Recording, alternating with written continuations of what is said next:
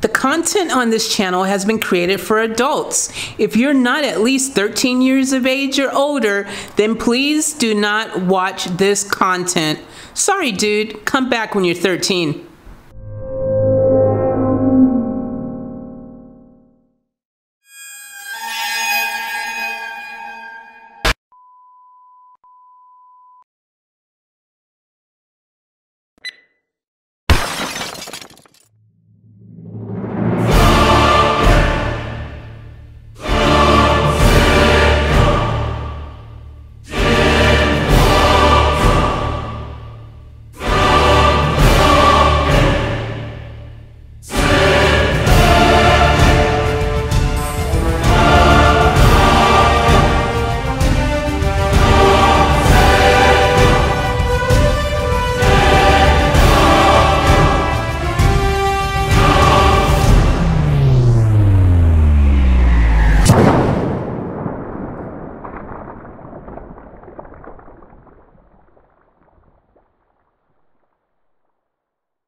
What's up, family? Welcome back to the channel. Welcome back to Off Tap Life. Always a pleasure to be rocking around with all you beautiful people around the globe.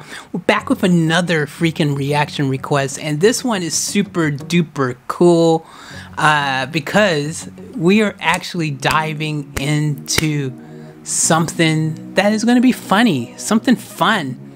Okay, this is courtesy of Gerald the Great. Gerald the Great wants to hear Billy Connolly. And this is Whoopi Goldberg presents Billy Connolly in 1989. And this is what Gerald wrote down here at the shout out section. He wrote, "Hey Faith, please start this video at minute 22:45 where Whoopi starts introducing Billy. Hey faithfully family and friends, I talked this over with Faith as we thought some humor can't hurt in such times. Amen. This is an experiment. Do we like to watch good stand-up stuff on Off Tap at all? Well, Billy Connolly from Scotland is one of the greatest. He inspired legions of comedians. In 2017, he was even knighted. Wow. Of course, you all know him today, I guess, but I chose an early bit from 1989 when Whoopi Goldberg introduced Connolly to the USA. He was already a legend at that time in all parts of the world, except the USA. Have fun. I hope there's a lot of celebrities and then future stars in the audience." Wow, this is cool. So this is like in the beginning, you know, this is the early days. As far as in this, you know, back home in the States, we didn't know about him apparently. And so Whoopi introduced him. He is funny. He's a legend. I think everyone's heard of this dude, man. He's freaking one of the real funny dudes in the game. I think he's still making people laugh as far as I know. I think he's still, you know, doing what he does. But this is really cool. And I can't wait to check it out. So without further ado, let's just dive into this. We're going to check this out right here.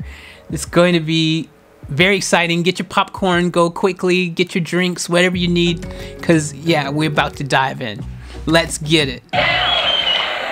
It's wonderful to be here in Brooklyn and at the Brooklyn Academy. Look how young she looks. It's a fabulous space, and I always think of it as the kind of space I would like to present somebody. And a couple years ago, I was in London, and I did, this is true, and I did the Nelson Mandela 70th birthday bash that we put together with Eric Clapton and Dire Straits and Jesse Norman. It was wonderful at Wembley Stadium, and I was co-hosting with Harry Belafonte and the gentleman who you're going to see tonight.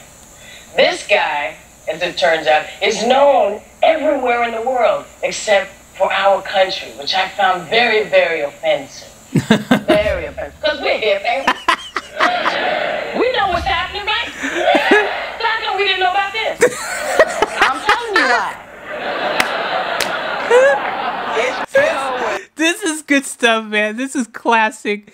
I think Whoopi Goldberg is, you know, I think in recent years, I think a lot of us probably forgot that, you know, she actually used to be a comic, dude. She used to be doing stand-up and everything, man, and she used to before she was doing talk show stuff, you know, and then she was in a bunch of movies, you know, funny stuff. Like, she's got a very decorative career, man. She's done quite a few things, dude. How old is Whoopi Goldberg? Let Google answer that question, because I'm curious. I want to know. Let's ask our friend Whoopi Goldberg age. 65. She's only 65. Dude, she's only 65. Okay.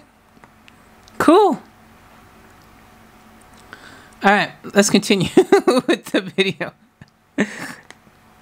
Kind enough tonight to allow me to present this wonderful person. I hope that you will give him a rousing Brooklyn Academy of Music American welcome to my friend, Billy Connolly.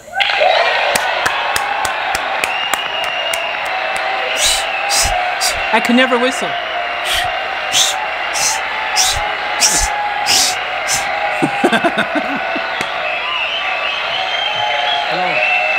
Wow, look at him. I've never seen young him either. I've only seen him, like, you know, in recent times, modern times, where he's, you know, older. Oh, should we find out how old he is too? Since we, you know, are doing age things, let's find out how old he is. Billy Connolly, age. Billy is 77. He's only 77. Billy's 77. Cool. So he's probably still doing stuff. Let's keep going. Terrific, yeah. Sure. Hi. It's great to be here in the Brooklyn Academy of Music, I think. I was in Brooklyn today, and I nearly shit my fucking trousers. This is dangerous. People shouldn't fuck about here. I am a Scottish person. I can't fucking wait to get to Scotland. You frighten me shitless. Look, I'll tell you one thing I do like about New York, though. You appreciate violence the same as we do. You know, you have a thorough, and you swear properly, which is fucking great. You know, He swear properly. He started his whole set. He's been swearing. I was thinking that. I was like, man, this dude, he freaking ain't afraid to swear properly. Fuck off! I saw a guy.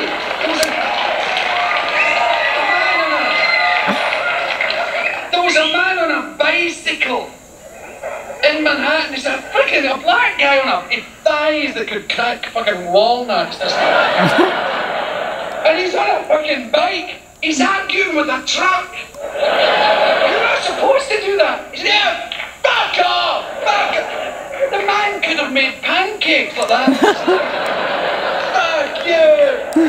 I was so impressed. Really, it's brilliant.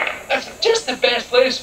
But you know, they could make it even better. You see, Los Angeles does this Hollywood Boulevard thing, which is a con, I think. You know, stars on the pavement. And every fourth one, you never heard of the fucking guy. Harry McPherson. Yeah. New York should do it. They should do it different. They should don't have stars on the street. Have big splat marks where people have jumped off the fucking buildings. And put their names in it. Or where guys have been shot. You know, when you get shot, they put sticky tape around your body. We'll have that shape on the street. Joe Bananas. Oh, fucking great. On the hairdresser's floor for that. I love his accent, dude. His accent makes it that much more enjoyable. It's actually part of the whole process is his accent. I think that delivery adds to the experience. That's what you should do. Don't wait for those bastards to show you the way. I came here in Concord today, and I arrived before I fucking left.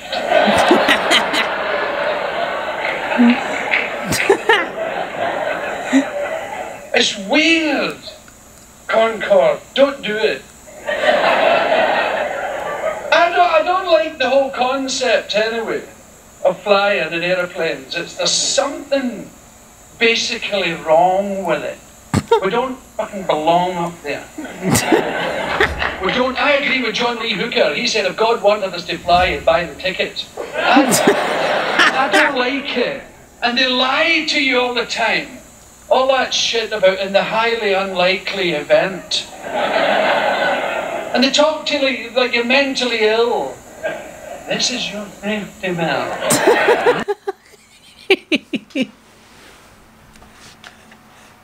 He's so funny. Already tells you on the fucking thing. Lift. Oh, I see. Click. Man.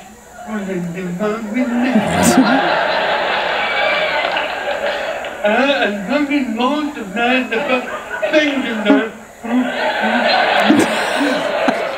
Don't put the elastic under your chin, the fucking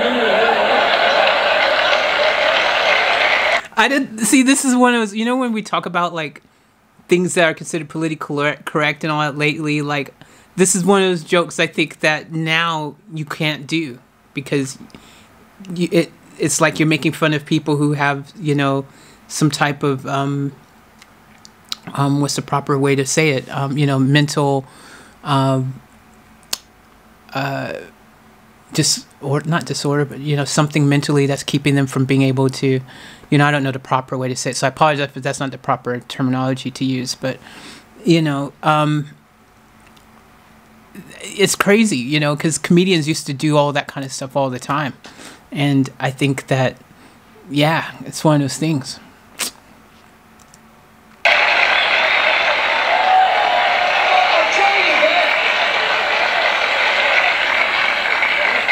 The best one. Before putting oxygen mask on face, extinguish your cigarette.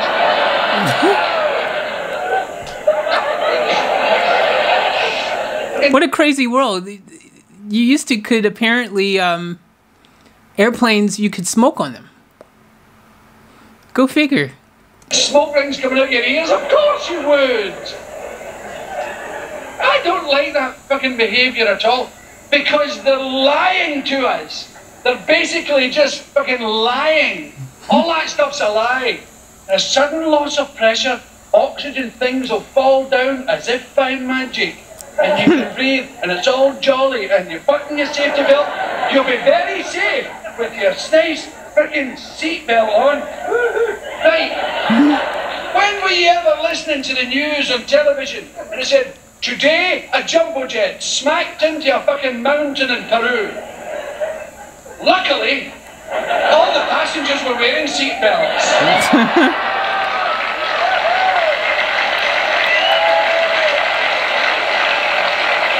It's one of the things about airplanes, man. Like, I always wonder, like, surely there's got to be, by now, especially with the technology we have, surely there's a better way. There's got to be a safer way. There's surely... Haven't we figured out a way to ensure a safe landing? Like, you know, like I was watching Demolition Man. Y'all see Demolition Man? That old movie with Sylvester Stallone and Wesley Snipes.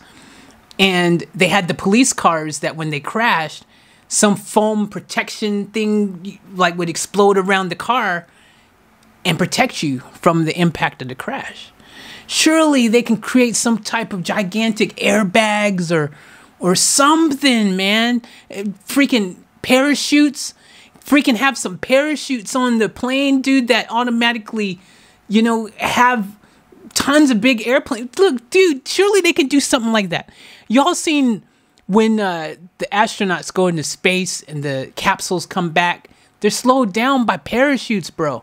The parachutes bring them back safely.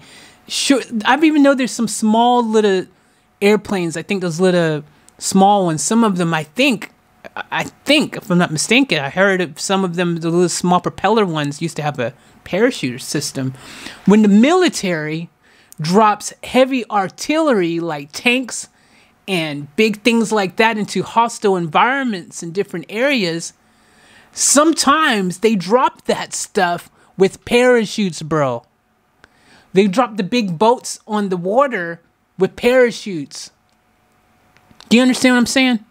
So surely they could figure out a way somehow to eject eject as many as you need, man. Freaking eject tons of parachutes and foam cushions and whatever you need to keep the plane safe. There's got to be a way, dude. There's got to be a solution. There has to be a better way.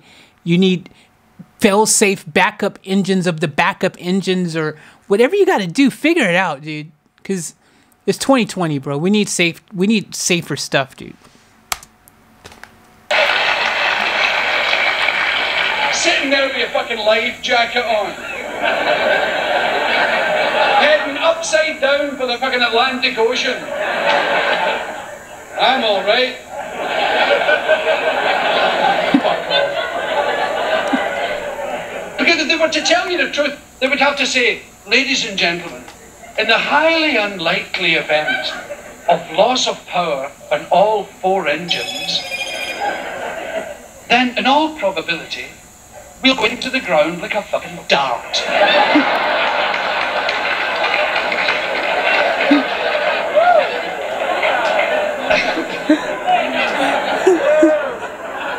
You won't be screaming, you'll be trying to get the seat in front of you out of your mouth.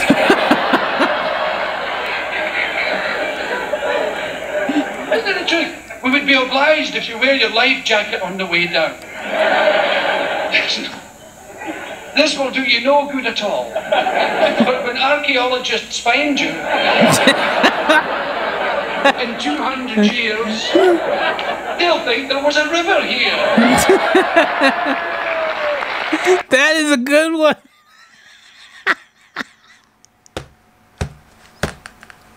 That was good. That was good.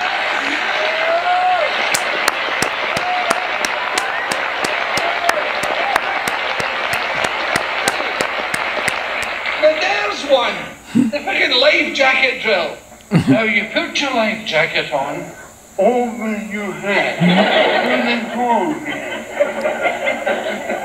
And it says on it, put your head through the fucking hole.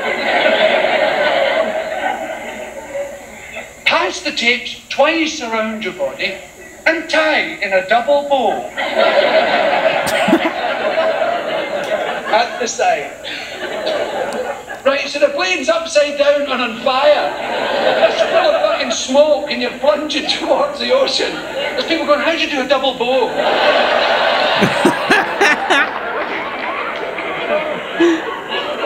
There's people running about naked going, yeah!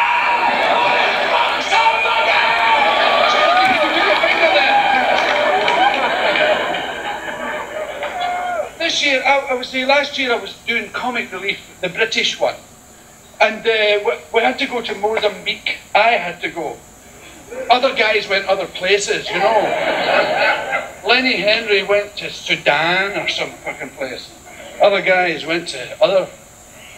It's fucking disturbing.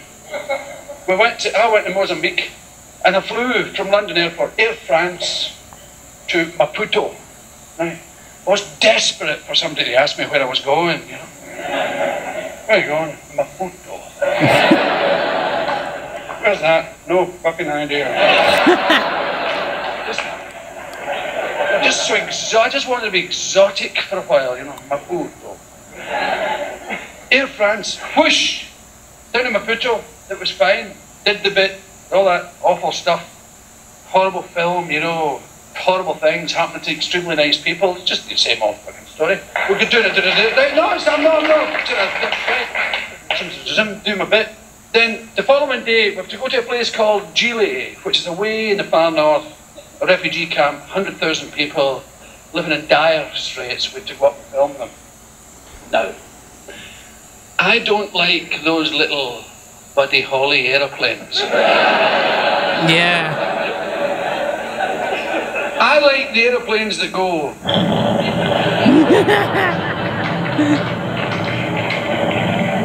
Yep. You don't know those little Fresnas, or whatever they're called, the little freaking small propeller planes. I had to fly in one of those small ones once when I was a kid. We flew like in one of those small kind of propeller planes. where were we going? We were like flying somewhere. And all I could think to myself was, this plane does not feel like a real airplane. It's not the best plane to be in. I did not like it. It was very scary. Look at toilets and cups of tea. Another biscuit, Mr. Connolly. That's flying. I don't like...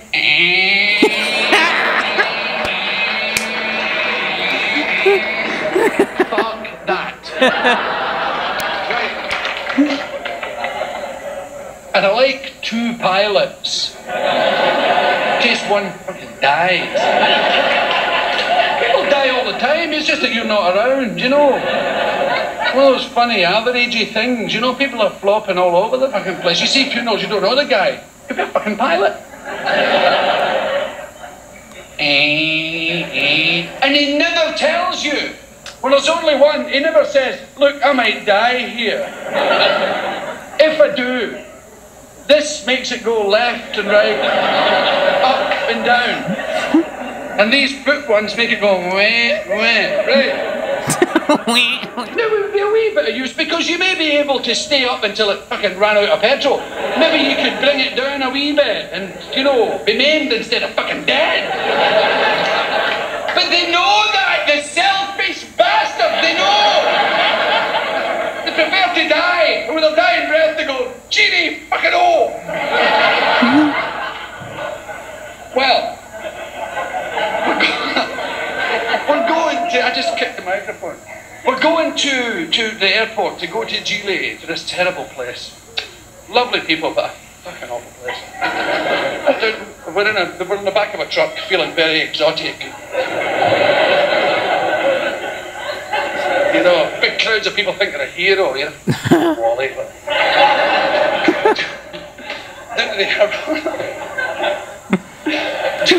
And there's a big Hercules aeroplane, huge big bugger. And I went, oh, it's a Hercules. I've been in one of these before, you know. Round behind it, and there's this wee fucking red aeroplane. You could smell the glue drying on the wing. They've obviously assembled it from a kit that morning. It was fucking awful, right? We're sitting in it, we're all sweating, waiting for the pilot. We're not frightened, it's really hot, we're all sitting, hair's wet. For some reason, all the heat goes to your crotch in an aeroplane. You open windows, she's sitting in this puddle.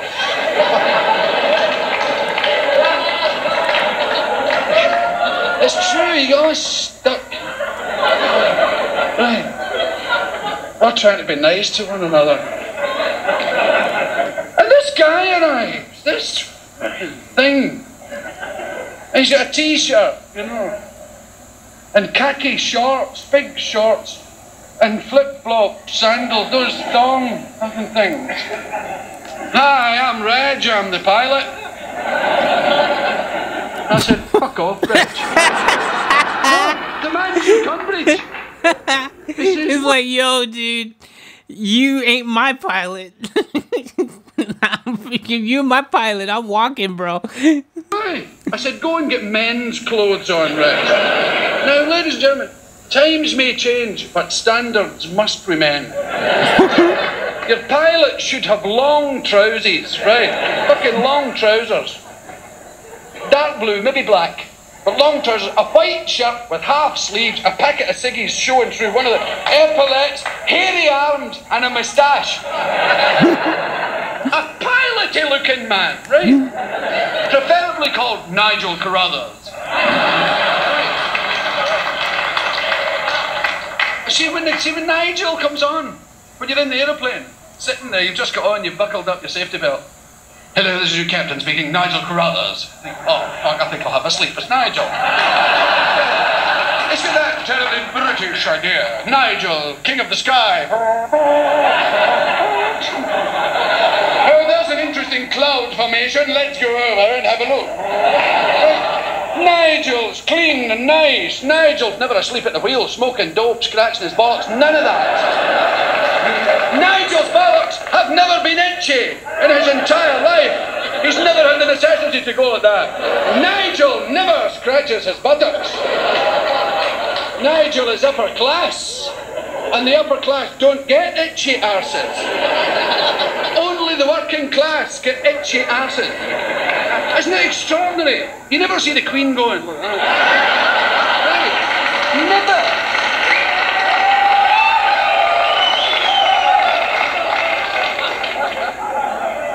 Never, even if she was itchy, she wouldn't let you know. She'd go away, itchy ass.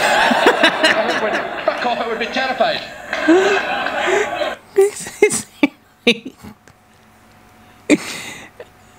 If the Queen said that, that would be kind of weird. I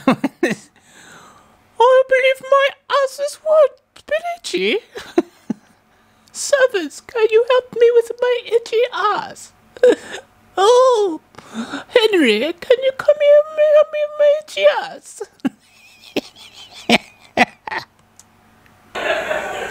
It's just one of those things, I hate it. Now when I say itchy ass, I don't mean ass, I mean... Yuck. The one that's so far up you could get it that way. Oh. Ah. Was that Cyndi Lauper? Was that Cyndi Lauper? I don't know how to... Even when you've got the finger... all you're doing is ramming your Levi's up your ass. Trying to get it. So you won't do it. And it never happens at home. You never ever... Your ass just ambles merrily forward at home being sort of arsish. It never does it. But when you're in a busy street, a pedestrian precinct, everybody's like, far away with him. You do anything but ram your hand there. You go, oh.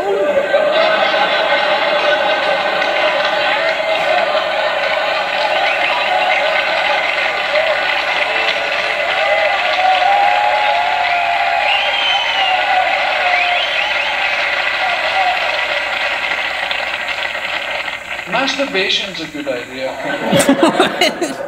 I've always been a big fan of masturbation. I was about 9, I think, 9 or 10-ish, around there, when I first did it. It was wonderful. There was a guy in my class at school. Now he was probably in your class too. A sort of international fuckwit. Is it possible to masturbate at 9 or 10? Is that even possible? Like when you're a kid, do you even have that in your mind? Don't you still have the cootie thing going through your head? You know, where you think that guys and girls like you think each other have cooties? Is that what? Big high forehead, hair in the palms of his hands. Those guys who were tattooed when they were 5. Pubic hair before everybody else. He sat beside me at school and he said, have you done it yet? What? They call it wanking in Britain. Wanking. Having a wank. They call it jerking off here, don't they? It's very violent now.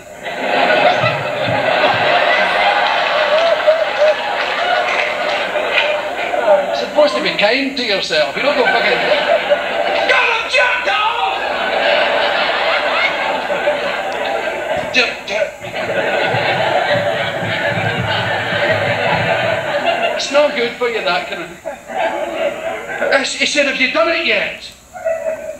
I said, what? Wanking. I said, what's that? Oh, you must have. I said, I haven't. He said, it's brilliant. You get your willy in between your finger and your thumb. I was only 9 for fuck's sake. It's like this now. Oh, yeah, I got it. He's only 9. So he's small. He's trying to say basically, yeah, I got it. Okay. So I was slow there for a second. I was like, oh, okay. Right. It's right. Shit, it's fucking vast. Holy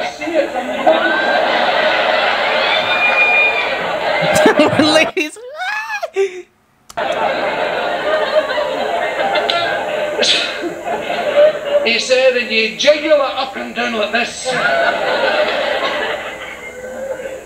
I said, why?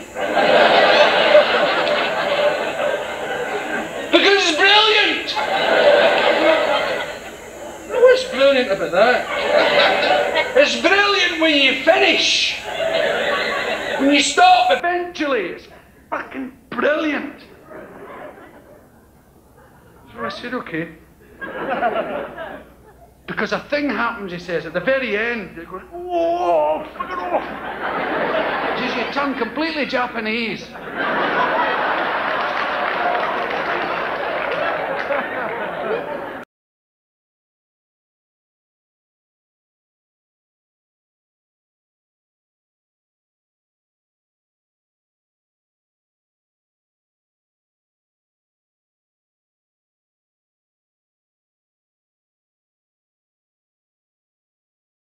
Alrighty, we just reached another 29.59. Let's get back on. I was getting ready to say when it thing cut off.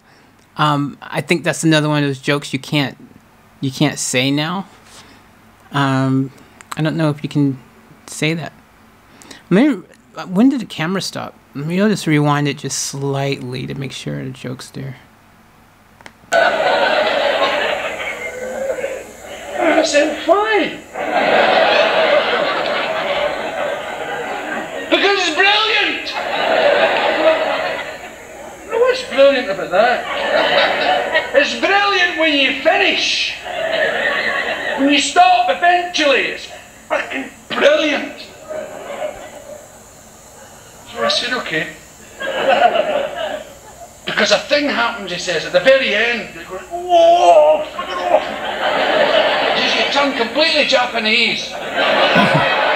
Yeah, see, that's one of those jokes I think I was saying, like, I don't know if it falls in that new politically correct thing, you know, someone's going to take it personally, I don't know. Well, that'll do me.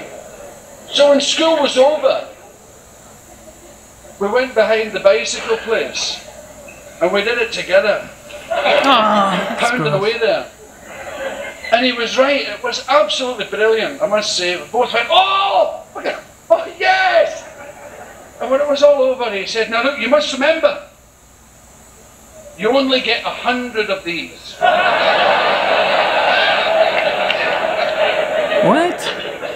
For your whole life. You've had one. So you've only got 99 left. He said, keep a notebook and keep score. You must remember, because you do over 100, you fucking drop dead. With your willy in your hand. And your mother gets deeply embarrassed because she can't get the lid on the fucking coffin. And everybody knows what you've been doing. The neighbourhood also, look at it, you can see the lid there.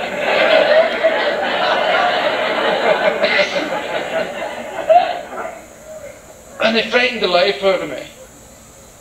And do you know, as a matter of fact, I don't think I've ever been so frightened as the 101st time. It's the most frightened I've ever been.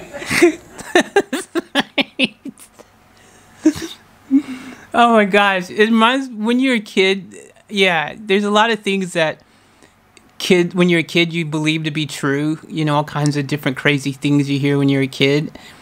And then for some reason, some of it, even no matter how crazy and outlandish it sounded, when you become an adult, you still, for some reason, still believed it. You didn't realize you still believed it. And then someone said, hey, you do know that that's not true, right? Like, oh, really? Like, there's so many little things growing up that you hear. I wish I could think of something in particular right now, but it's funny how many people believed it their whole life until finally one day someone went, dude, that's not true, man.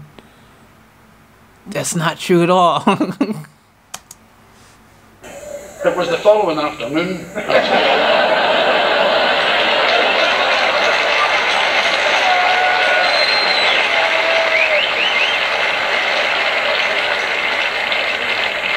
I really don't understand all that. But my body has given me desperate trouble all my life. I even tried, like vomiting has given me terrible problems. Now, I vomit, it's awful. Now, but I've known men who can vomit casually. Have you ever seen those guys drink a lot of beer? You see them go along the street and they go, bleh.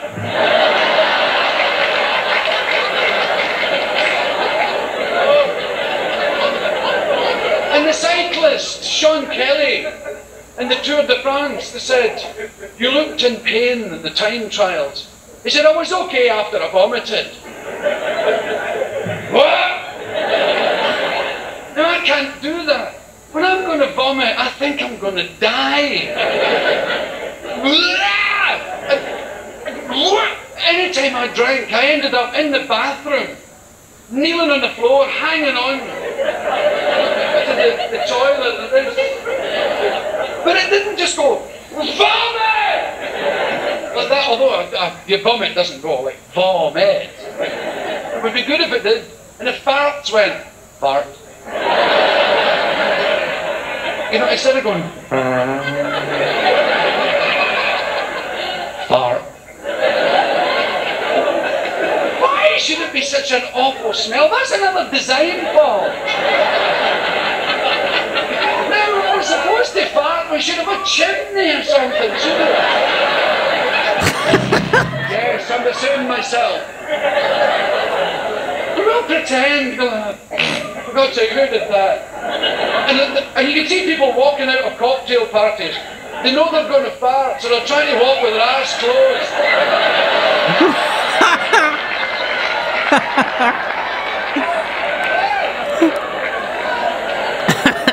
But they usually get caught, because instead of going and then blaming it on something, it goes. It's gross. And even then, if it was just or anything like that, you'd be okay, but there's all sorts of varieties. The worst of all, the killer diller, is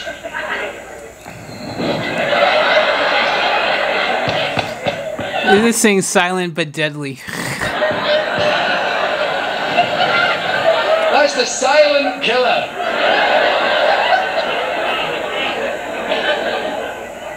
I was on a plane going to Australia once, and we stopped at Singapore, and a man got on and sat beside me. I will never forget this as long as I live. He sat, I was at the aisle, and it was at first class, there was only 2 seats. He sat there, and he knew me from, he'd seen me someplace before. Hey, Billy Connolly, yes I am. How you doing? Yeah, fine. He said, I'm just in from Hong Kong. I said, oh really? He said, I've just flown Cathay Pacific. Have you ever flown with them before? No, I haven't. I often intended to. They're fucking brilliant. Really, absolutely first class. I said, that's nice. The food was unbelievable.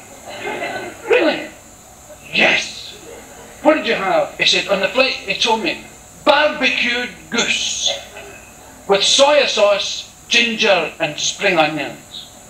He said it was fucking brilliant. So I'm glad to hear it.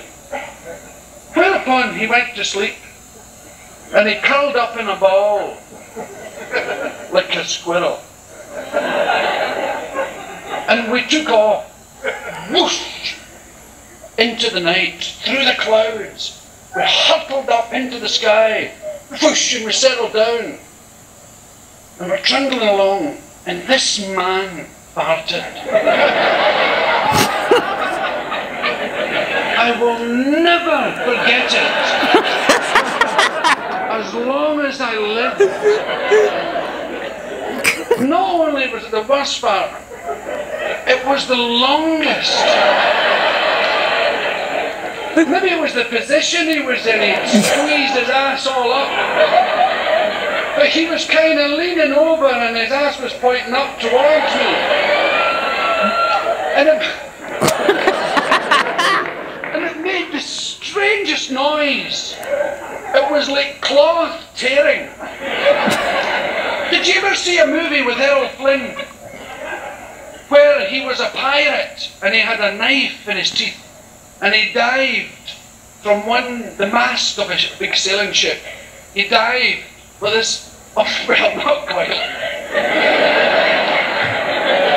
He wasn't one for diving like this, but he took a lunge at this other billowing sail, and he stuck his knife in it to stop himself, and it sort of slid down the sail with the knife. Well, that noise is the exact noise his fart made. It was a kind of tortured noise. It was a kind of...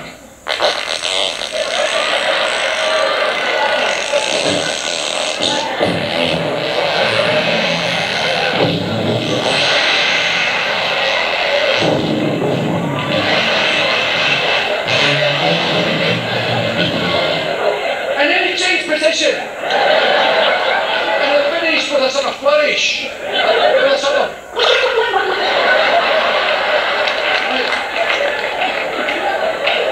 But while the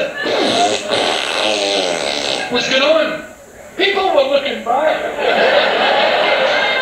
And of course they couldn't see him, he was all curled up.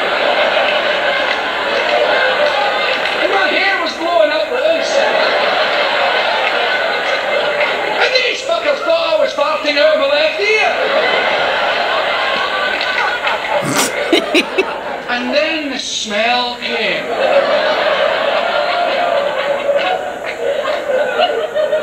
At first I couldn't believe it. I thought, fuck, the plane's on fire. My eyes were burning. The paint was all changing colour. I thought, for Christ's sake, don't inhale, you'll get cancer. Actually, I actually heard, this has been in the news or somewhere, dude, that your farts apparently can help heal certain cancers or something. I heard it can be, look, allegedly, don't quote me on this, I heard something like that, that if you, something about your gas in your fart or something can, like, heal certain cancers or something. I heard this, dude. Seriously, straight up, some type of thing. I heard it.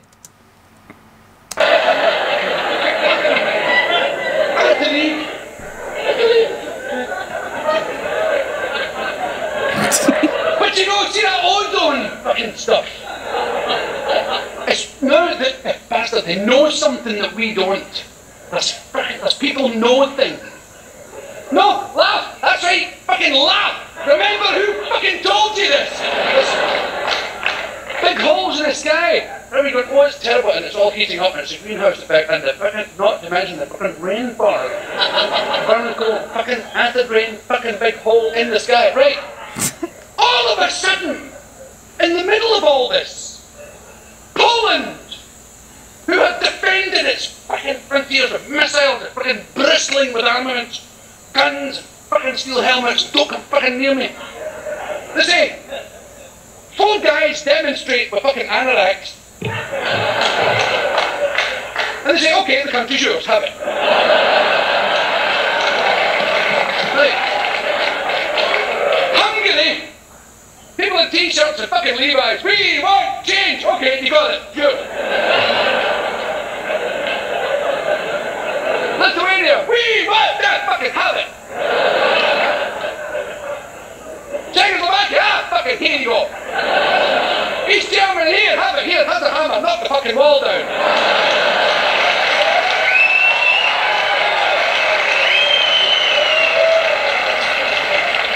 They know something, those fuckers. Don't let those 2 fucking Germanys get together, they bastards, or you will get used to this fucking noise.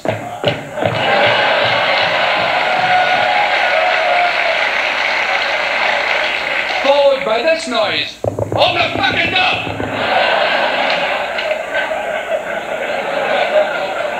A bunch of bastards. They're all practicing just now. Kurt Waldheim suddenly remembers what he was doing in 1942. Oh yeah!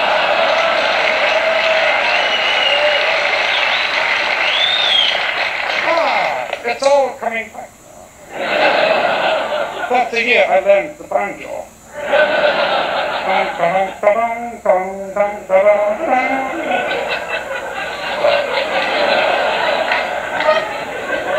There's something fucking wrong over there. There's something in the garden. I can stink. Somebody's vomited in the petunias. I don't like it. It's that thing I was telling you about vomiting. Vomiting should be easy. What?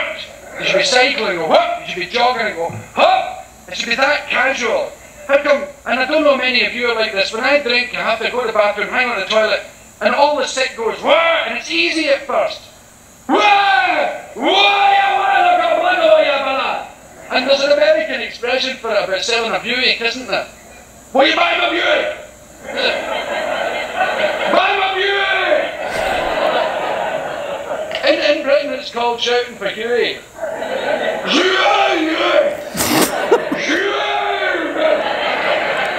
And these ones just come out, you don't want them to, it's this involuntary noise. And it comes out your nose, it's really... See, I actually don't drink. I've never been one to drink. So I do not, I can't find, I don't know, it's not relatable, I've had girlfriends who got used to get really super drunk, and yeah, let's save that for another day.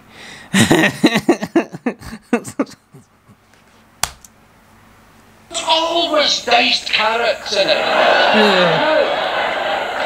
I have never, to my knowledge, eaten diced carrots in my fucking life. And I'm not very big on tomato skins either.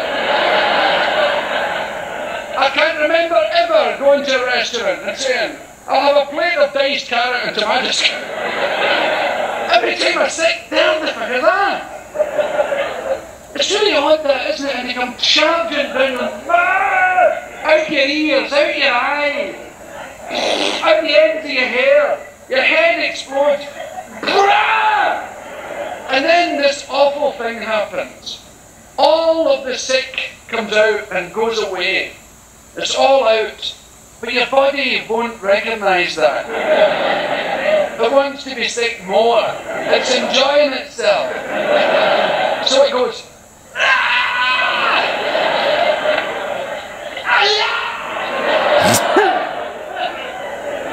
Why is that?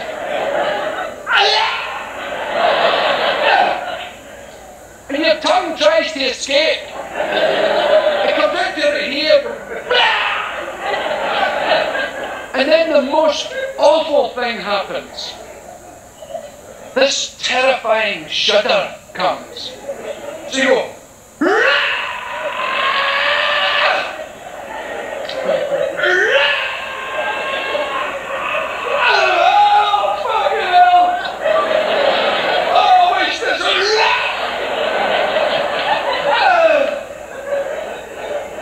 But the worst is yet to come. The veins are all standing out when you fall. And the third time, oh, the strain of it all. You put your throat down. That's gross.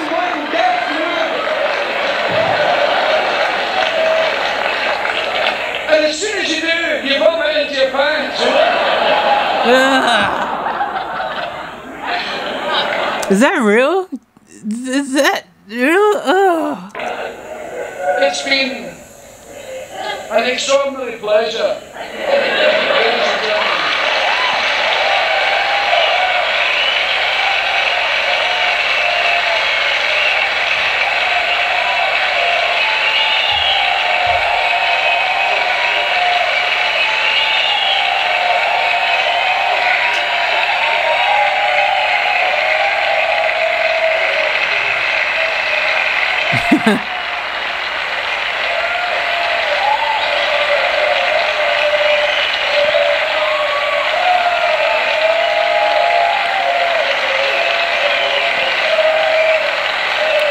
I'd be like, man, you just finished doing like spit up, throwing up jokes for like, and taking a crap fart jokes for over like 15 minutes. I am not kissing your lips.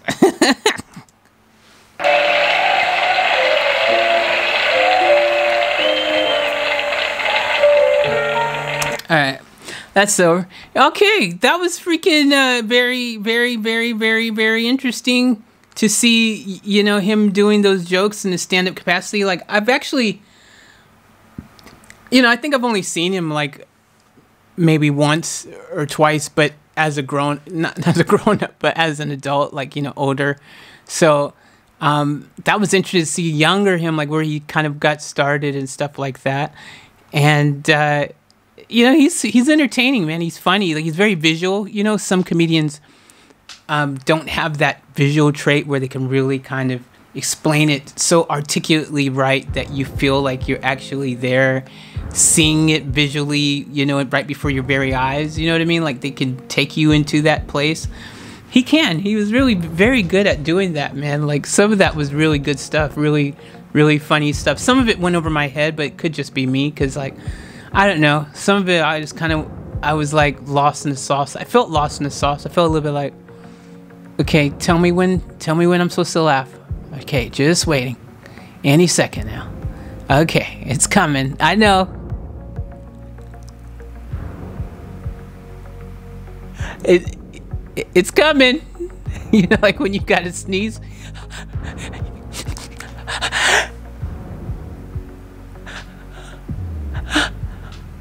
And it don't come. That's what's happening. Just like sneezing didn't come. But then some of it was really freaking funny. It was really good, man. Like, you know, some of it I totally got. I always heard there's a difference in humor between like the UK, European kind of humor and our humor. There's definitely a difference between Aussie humor and our humor. Some of it takes a minute to get, I think, for me. I don't know. Some of it I just kind of go, like the Niles stuff that he was talking about. I think you have to know who Niles is to get it or something. I don't know. But some of it was really good. Like, it was very entertaining regardless, you know, like it's a cool way to spend some time, you know, just listening to him do his thing. I think he was fantastic, and I would love to hear some of his newer stuff because I imagine now he'd be more like seasoned and really just know how to freaking just hit with every joke without it being fart jokes and throwing up jokes. I think that's another thing, like some of the things I think maybe just I don't know, some things kind of gross me out a little bit. I kind of can't find the humor in it because I go, that's just disgusting, that's gross, you know. Like, there's certain jokes that I just go, okay, I'm grossed out now, you know. but he was funny overall. I'll go ahead and give him 4 out of 5. I'll say 4 out of 5. Being generous because his first one, a little lenient. Can you go ahead and give him the 4? You know, I'll do that. Yeah, why not? 4 out of 5. Hope you guys enjoyed. Hope it made you laugh. Hope you got to laugh a lot. Take your mind off of all the craziness that's going on in the world. And guys, I'll put the link, the original link in the description as always. Go over there if you want to see it in its entirety, uninterrupted and all that, you can do so. And as always, remember to turn to the fools and keep it off tap. We are out.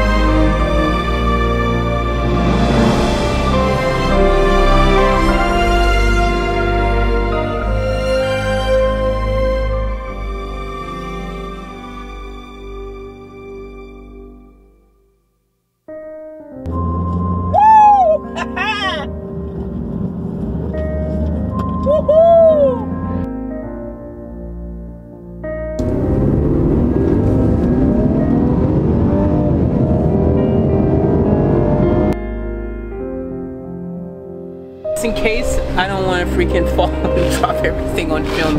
That just sucks. Alright guys, we're gonna do a little mission right now. Alright, this is just for you guys. We gotta get out of here!